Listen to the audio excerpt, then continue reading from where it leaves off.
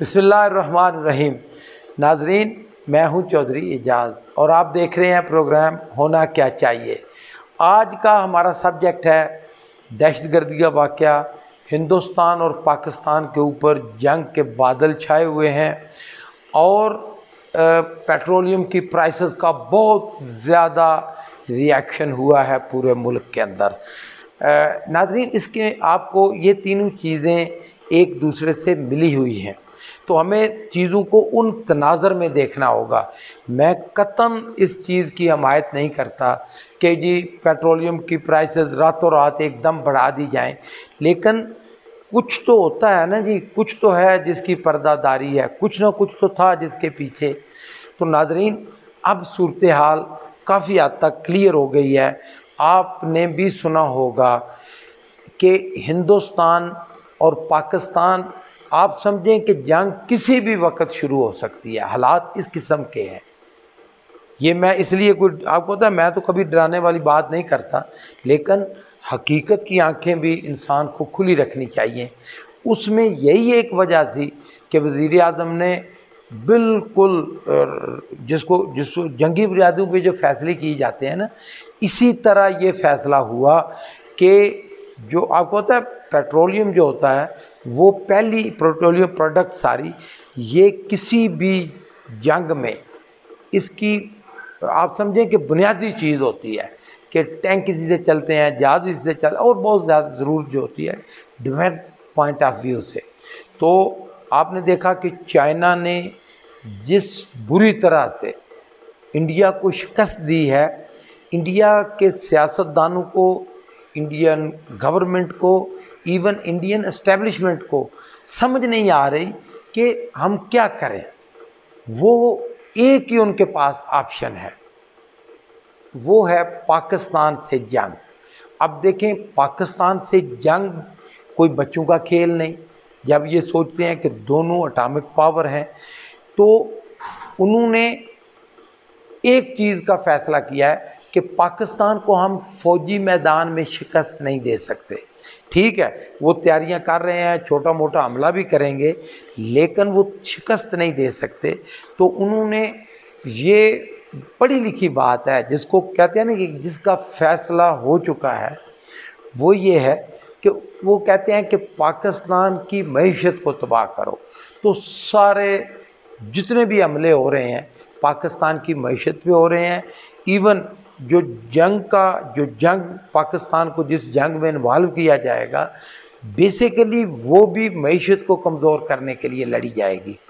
तो इंडिया ने क्या किया, अभी आपने देखा कि कराची स्टॉक एक्सचेंज के ऊपर हमला हुआ। अल्लाह का शुक्र है कि हमारी लॉ इन्फोर्समेंट एजेंसीज़ ने बहुत अच्छे तरीके से उसको एड्रेस किया, और यही कौमों की तैयारी होती है।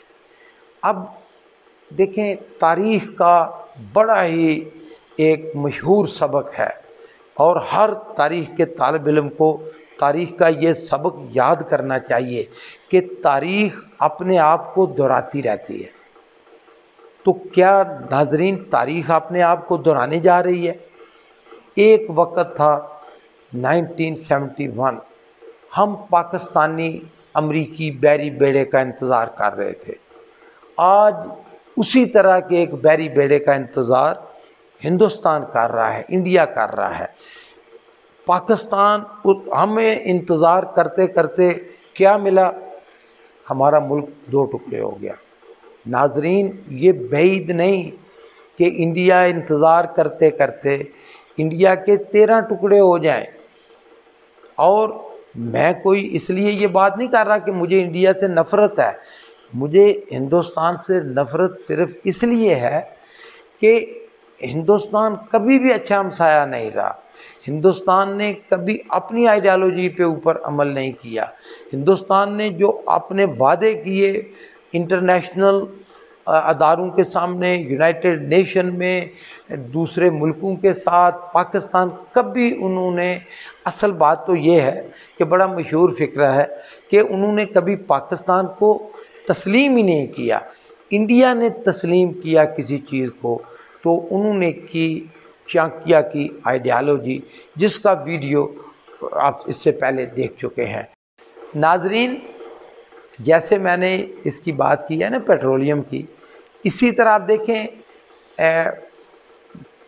بڑا ہی یہ دکھ کے ساتھ یہ کہنا پڑتا ہے کہ پاکستان کی اپوزیشن جو ہے نا وہ گورنمنٹ کی اپوزیشن کریں گے صرف اور صرف اپوزیشن کی خاطر، ان کی بات میں، ان کے عمل میں، یا ان کے پاس کوئی دلیل ہو یا نہ ہو، انہوں نے عوام کے جذبات سے فائدہ اٹھانا ہے۔ یہ بڑی سوچی سمجھی بات ہے۔ اب دیکھیں کتنے بڑے بڑے لیڈر اور دعوے کر رہے ہیں کہ جی پی ٹی آئی میں دراڑیں پڑ گئیں، بجٹ نہیں پاس ہوگا۔ تو ناظرین وہ رزلٹ بھی آپ کے سامنے ہے، دیکھیں کہ پہلے سے زیادہ آسانی کے ساتھ گورنمنٹ کا بجٹ پاس ہوا۔ تو ناظرین ہم سب کو حقیقت کی نظر سے چیزوں کو دیکھنا ہوگا۔ آپ سے صرف ایک ہی گزارش کرنی ہے، اور وہ ہے ہونا کیا چاہیے کہ ہم سب کو، میں اس لیے نہیں کہہ رہا کہ میں نے پی ٹی کے لیے قربانیاں دیں یا میرا پی ٹی آئی سے تعلق ہے، دیکھیں یہ جنگ کا ماحول ہے۔ یہ وہی وزیر اعظم ہے جس نے کسی کا مطالبہ نہیں تھا قیمتیں کم کرو، اس نے بغیر سوچے سمجھے، بغیر اس کو صرف عوام کو سامنے رکھ کے، اسی وزیر اعظم نے عوام کو، یہ وہی وزیر اعظم ہے ناظرین یہ وہی وزیر اعظم ہے جس نے بغیر ایک منٹ ڈیلے کیے، کسی پورے ملک میں 22 کروڑ میں سے کسی ایک بندے کا بھی مطالبہ نہیں تھا کہ قیمتیں کم کرو، اور ایک دم ایشیا میں سب سے کم قیمتیں کر دیں۔ جب اس نے قیمتیں بڑھائیں تو کوئی وجہ تھی۔ تو آپ سب کو میں صرف یہی کہنا چاہتا ہوں کہ آپ سب کو حکومت پہ چلیں تنقید کریں، لیکن ریاست پہ اعتبار ہونا چاہیے۔ کچھ ضرورتیں ریاست کی ہوتی ہیں، اس وقت ریاست کو آپ کی ضرورت ہے، ہمیں ریاست کے ساتھ کھڑا ہونا ہے تاکہ انڈیا جیسے بد کردار دشمن کو ناکو چنے چبا سکے۔